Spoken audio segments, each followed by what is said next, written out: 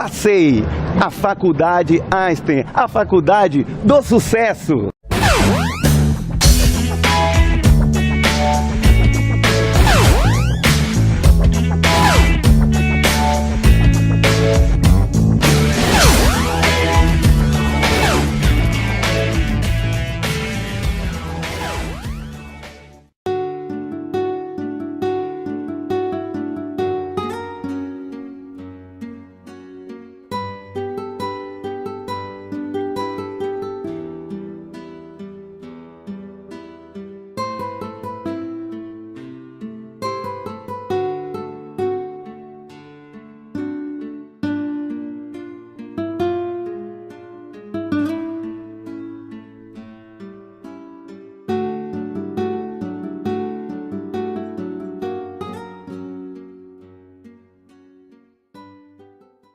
Estava aqui fora das câmaras, lembrando-me como o tempo passa.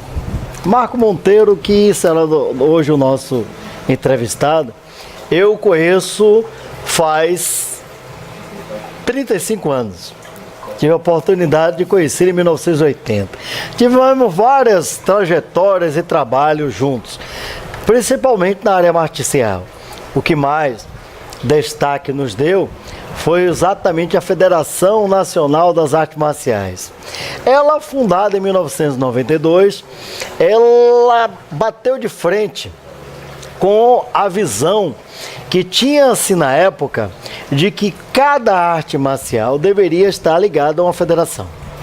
Já falei isso em outros programas, que citando inclusive o Emerson Bernardo Martins, que em 1982 eu filiei-me e ele foi o primeiro a fazer, na década de 70, uma federação onde pegava todas as modalidades de artes marciais. Quais eram as modalidades de artes marciais que existiam na década de 80? Karatê, judô, o boxe, que alguns consideram artes marciais, outros não, mas tem o seu contexto próprio, tinha a sua federação de pugilismo, que foi a primeira de todas. O boxe tailandês, que naquela época, o full contact, né? E o kickbox, que estava iniciando, né? O aikido, que dava seus primeiros passos, e o kung fu. E o taekwondo e o hapkido. Sendo que o hapkido era muito forte em São Paulo e muito forte aqui na cidade de Salvador. Porque aqui foi onde, no final da década de 60, Elim trouxe o Hapkido. E o primeiro faixa preta de Hapkido do Brasil é o Ricardo Neri, nosso amigo, que aqui mandou um abraço, que hoje trabalha como artista plástico no Pelourinho. Então, em 92, nós começamos fazendo a Federação Nacional das Artes Marciais. Essa Federação Nacional das Artes Marciais aceitava filiação de qualquer arte marcial. Foi uma celeuma. Primeiro porque no final da década de 80, na metade da década de 80, o Karatê começou a ter racha, nacionalmente. A SAI, a segunda federação nacional, que é a tradicional. Em 92, está o auge da Point, Karatê Point, na qual eu fui vice-presidente, presidente, né? E era aquela coisa, quem era taekwondo, quem era hapkido, e assim sucessivamente. Marco Monteiro tinha alguns livros já escritos, eu também, e escrevíamos para diversas diversas revistas e jornais, inclusive em nível nacional. Marco, então como é o prazer tê-lo aqui. Marco Monteiro é profissional de educação física, radialista, jornalista e é bastante conhecido no meio marcial, principalmente que escreveu vários livros pela Sampa, inclusive eu também participei nesses livros, voltados para a marcialidade. E fez também um trabalho pioneiro na Universidade Federal da Bahia, em nível de extensão de Karatê para cego. Marco, prazer tê-lo aqui, né? É uma longa trajetória essa caminhada das artes marciais, né? Que parece que foi feita em doses homeopáticas, em passos de tartaruga, mas foram feitas em passos de lebre, né? Pois é. Boa tarde, Zé Augusto. É um prazer estar aqui sendo entrevistado por você e o pessoal que está assistindo a gente. Realmente em doses lentas, né, mas foram necessárias. Como é que foi essa ideia da Federação Nacional das Artes Marciais? Que na realidade hoje eu estou na presidência, você na vice-presidência, mas na época eu fui o primeiro presidente, depois se parece que você foi o segundo, ou foi Dilton, né? Como é que você recorda-se desse trajeto? Nós criamos a federação para poder nos livrarmos de Fausto Abdala, né? Hoje é morto, que era o saudoso, né? O saudoso, o presidente da Federação Baiana de Karatê. E ele era tudo muito bem amarrado naquela época, como você bem citou aí. Então a criação da federação, que você também não queria abrir, e eu ligava para você de manhã, de tarde, de noite, todo dia, vamos abrir, rapaz, vamos fazer isso, como é que eu faço? Naquela época eu estava na federação, eu era ligado à ADERN, era aluno de ADERN, você também, terminou, e éramos ligados à Federação Tradicional de Karatê. Você enchendo a paciência, e aí me deu as orientações e eu fundei a federação.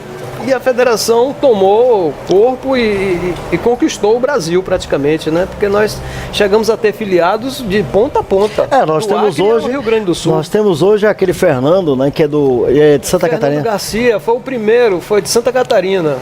A coisa interessante é porque tem todo o contexto de historicidade nas artes marciais. Vamos aqui voltar no tempo.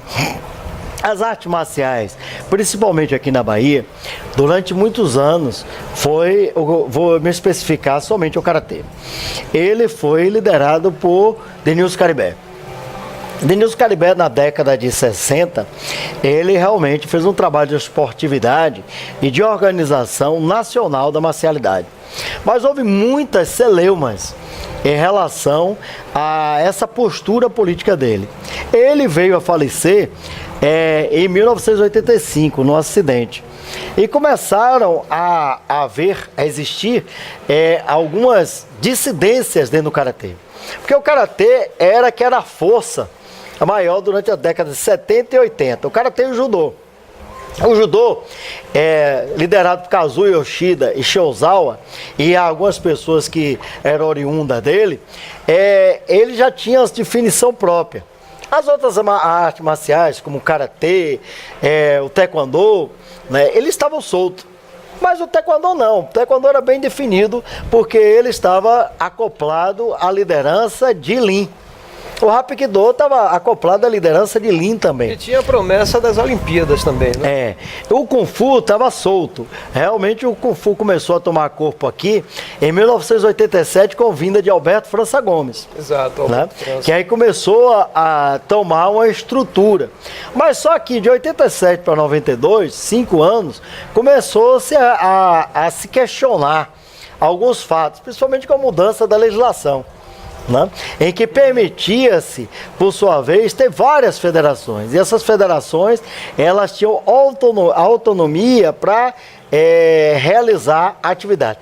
Mas, Marco Monteiro, na década de 90, né, 80, 90, eu também fiz, mas aí vamos centrar em você, escreveu alguns livros. Quais foram esses? Olha, a necessidade de se criar uma didática específica para as artes marciais me levou a fazer isso.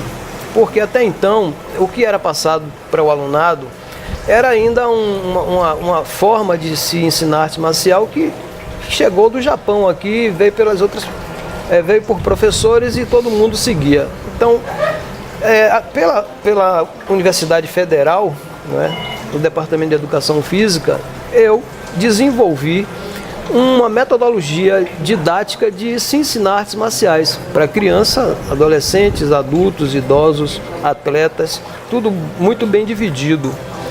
E nesse contexto que eu comecei a fazer essa pesquisa na UFBA, foi que apareceu a metodologia de Karatê para cegos, que através do Departamento de Educação com Rita Meira Lessa, né, que era mestra em Educação Especial, e Admilson Santos.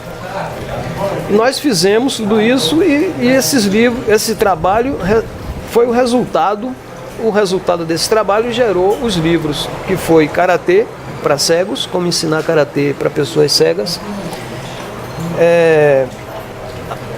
Karatê-Do, uma nova visão, e introdução à didática das artes marciais. O quarto livro, que foi o primeiro que foi escrito e até hoje não publicado, O Segredo do Caminho, é que conta toda essa trajetória de 1972 ou 73, quando eu comecei na Ascaba, até a atualidade. Porque O Segredo do Caminho, José Augusto, é um livro que eu acho que você já teve a oportunidade de ler o manuscrito. Eu tive a oportunidade de lê-lo, inclusive eu fiz o prefácio. Apesar de não ter sido publicado, mas eu fiz o prefácio. Ele sofreu várias alterações, eu coloquei mais coisas, porque eu faço uma analogia do caminho do indivíduo com o meu caminho dentro das artes marciais. Isso é usando como metáfora uma caminhada que eu fiz de Lençóis a Capão por uma trilha no mato, onde eu fui encontrando as dificuldades, e essas dificuldades são as dificuldades que as pessoas encontram no decorrer de sua vida. O livro é muito interessante e eu espero ainda publicar esse livro esse ano. Poucas pessoas leram, mas quem leu achou bem legal. É interessante nós voltarmos no tempo, porque nós estamos vivendo uma realidade hoje diferente. Em 1990, eu e Marco Monteiro, nós estávamos em nível de extensão da Universidade Federal da Bahia e tínhamos Admilson Santos como nosso mentor. E Marco, por sua vez, estava no departamento 2, né? Eu estava no departamento 3, e de educação da Universidade Federal, e fazíamos trabalho em nível de extensão. Era departamento 4. Não, era o 2. Era o 2, porque eu não me lembro bem, o meu era o 3, que era educação física, que era Admilson Santos e Ney Santos. O 4 é que era educação. Eu não me recordo bem. E aí fazia-se trabalhos de extensão para a comunidade. Lá nós tínhamos trabalho de Tai Chi Chuan, yoga, massagem, acupuntura, né? E esses trabalhos eram feitos gratuitamente para a comunidade. E haviam cursos. Esses cursos eram para capacitar pessoas em Tai Chi, em yoga, em massagem. E esses cursos eram pagos, era uma quantia minória. E tinha-se uma celeuma muito grande. Primeiro, o profissional de educação física era contra essas atividades, que hoje são denominadas de atividade holística, essa visão paideia, visão global, corpo, mente e espírito, digamos, psico-espiritual. Mas foi se fazendo os trabalhos, foi se desenvolvendo, e agora nos fale como foi esse trabalho, que foi um trabalho pioneiro de karatê para cego. Cego fazer karatê? Pois houve um estudo, não foi uma coisa aleatória, né? Para se descobrir uma modalidade marcial que se adaptasse ao cego. Aí se fala, não, tem judô para cego, mas não é a mesma coisa. Porque quando a ciência ela busca as respostas, ela se fundamenta no que ela pode provar, não no improvável. Aí já parte para a parapsicologia. Então, ciência, observação, criação de hipótese, resposta provisória, que pode ser modificada. Observação, experimentação, criação de hipótese, uma resposta provisória que pode ser modificada, experimentação e generalização. Você experimenta. Exato. E você joga para todos fazendo uma crítica. Essa crítica é radical, rigorosa, de conjunto, não é aleatória. Foi o que nós fizemos com Admilson Santos, AD, e Rita Meiralessa.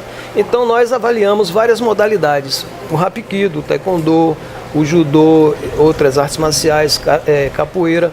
E o Karatê Shotokan, por ele ser uma arte analítica e bem simétrica, ela encaixou bem, porque desenvolvia a lateralidade da pessoa que tem deficiência visual. E aí então nós começamos a fazer o trabalho, né, de criar uma didática com uma especialista em portadores de cegueira, adaptando os movimentos do karatê. Isso foi muito interessante, porque depois que se conseguiu juntar como ensinar um cego a fazer um oizuki, que é um soco, ou uma defesa para rosto, ou um chute, ficou tudo mais fácil. Aí vieram as sequências que despertavam a lateralidade, o equilíbrio, a percepção, e eles chegaram ao nível de faixa verde, né? Foram até o 5º kata. E foi interessante também porque os portadores de cegueiras que tinham visão subnormal, que é uma visão como se você coloca um papel opaco, não é? Você vê a luz, mas não vê as definições. Esses começaram, desenvolveram mais rápido e começaram a ensinar os outros que tinham a visão totalmente comprometida. E aí não foi só um professor, né? Os próprios alunos foram professores dos Foi um laboratório, né? Foi um laboratório, foi... Aí eu vejo, eu corri o Brasil na época, né? Fui para Curitiba, São Paulo e tudo. E eles tinham esse trabalho com cegos, mas na área de futebol, com aqueles guizos dentro do futebol. E o Instituto de Cegos lá em São Paulo, eles acharam bem interessante essa proposta para colocar lá, mas não foi adiante, não sei porquê. E aqui também não foi adiante. O Instituto de Cegos da Bahia, ele abriu as portas para o programa, depois do programa já ser consagrado, né? Ter a chancela da Universidade Federal, o livro ter sido publicado.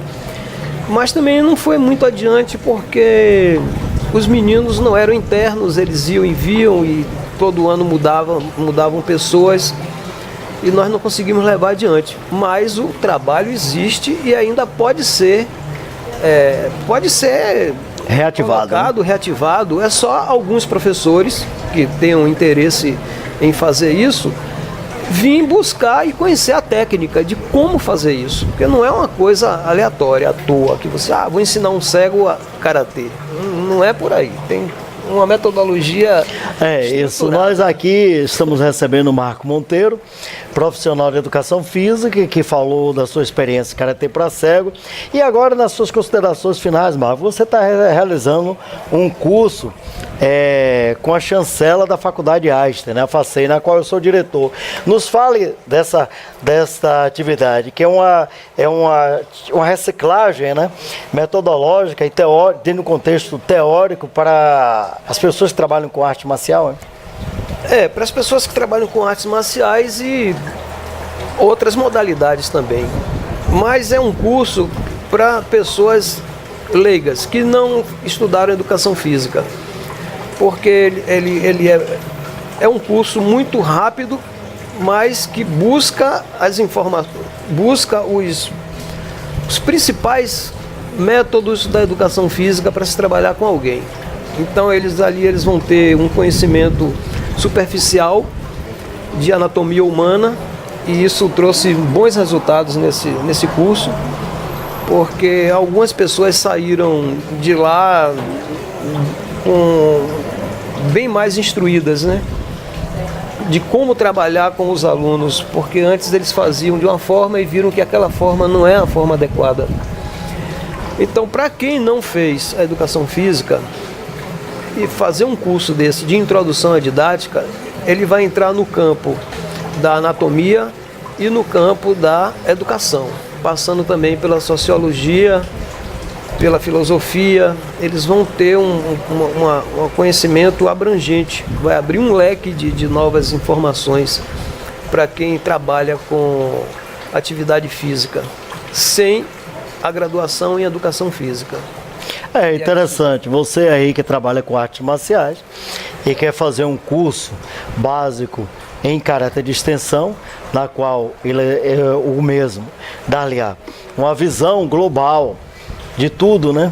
Da parte corpórea, da parte da mente, da parte metodológica, da parte didática, tem a oportunidade. Está aparecendo aí nos caracteres, tá o contato do professor Marco Monteiro e é uma oportunidade ímpar.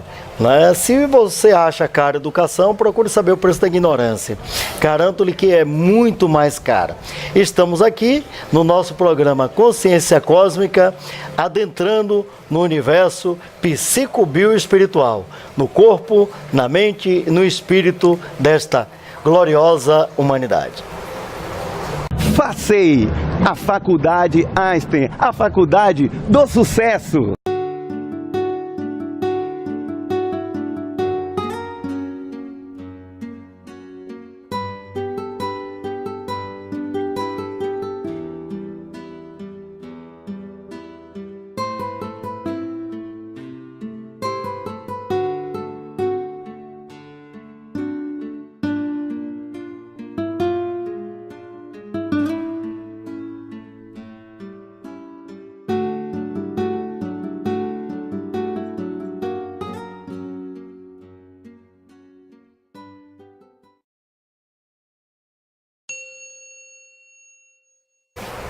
das câmaras, lembrando-me como o tempo passa.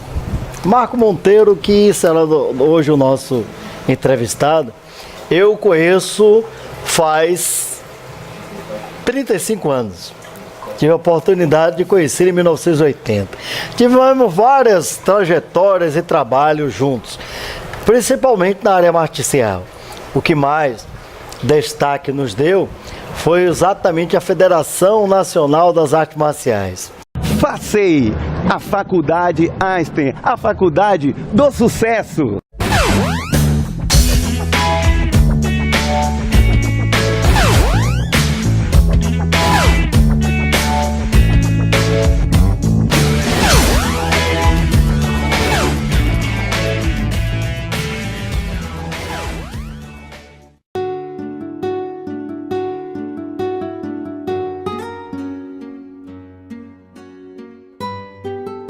De artes marciais. Quais eram a modalidade de artes marciais que existia na década de 80? Karatê, judô, o boxe, que alguns consideram artes marciais, outros não, mas tem o seu contexto próprio, tinha a sua federação de pugilismo, que foi a primeira de todas. O boxe tailandês, que naquela época full contact, né? E o kickbox, que estava iniciando, né? O aikido, que dava seus primeiros passos, e o kung fu. E o taekwondo e o hapkido, sendo